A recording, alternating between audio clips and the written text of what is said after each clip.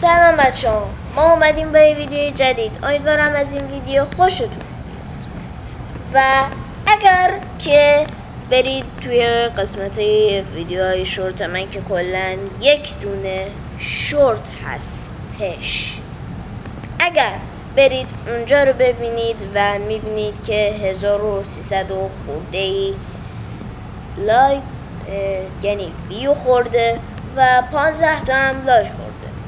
از همه شما سپاسگزاریم بابت این طرفداری که از ما کرد. اما اینجا یک سوالی پیش میاد. امیدوارم واسه تون این سوال پیش اومده باشه. اگرم نیومده باشه که بریم ببینیم چیه. در یکی از صحنه های این ویدیوی شورت من این انفجاری که میبینید به وقوع پیوست و شاید از خودتون بپرسید که این چه انفجاریه؟ انفجار شبه اتمی چین در سال 2015 و یک شرکت در بندر تیانجین داره کار میکنه و باید بدونید که این بندر چینی همه محدوده خطرناکی چینی رو نگه میکنه و چین چند تا مأمور اعزام کرده که امنیت این مواد خطرناک رو بررسی کنه و این بندر جواز 2015 را میگیره و خیلی باید به کارش ادامه میده. اما 8 ماه بعد توی یکی از این سوله ها آتش سوزی به وقوع پیونده.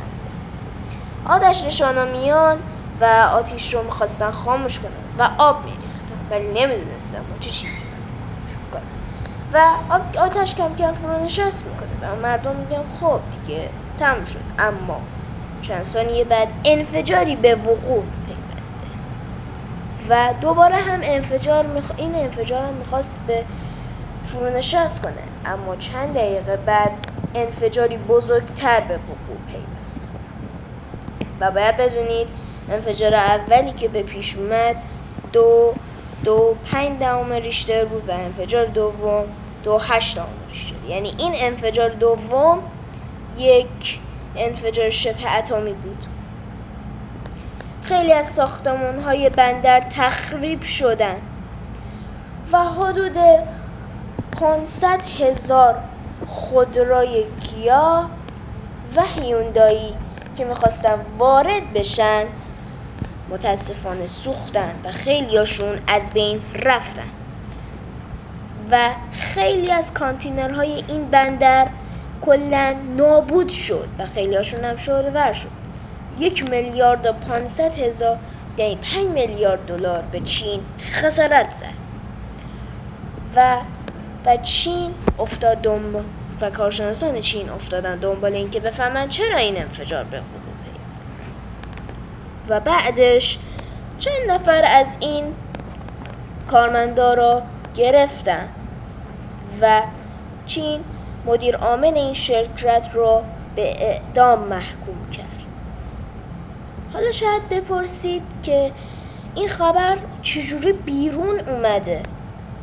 اگر نمیدونید چین یک کشور کمونیستیه. خب اینو همه میدونن، میگید کجاشو نمیدونید؟ و چون یک کشور کمونیستیه این خبر زودتر بیرون نمیاد.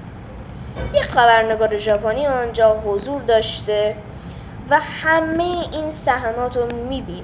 بعد از اینکه پنجره های خانه‌اش میشکنه از این صحنه ها فیلم برداری میکنه و در فضای مجازی که همه میشناسیم میذاره و این خبر مثل بمب تو دهان منفجر میشه و همه تقریبا چین رو مسخره میکردن که بعد از یک مدتی چین اومد اعلام کرد که صحبت در مورد این حادثه جرم است و از اون به بعد هیچ کس حتی در خارج در مورد این موضوع صحبت نکرد.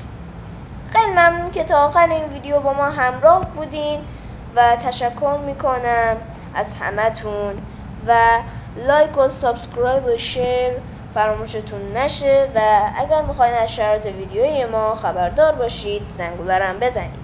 تا ویدیوی بعدی خدا یار و نگهدارتون.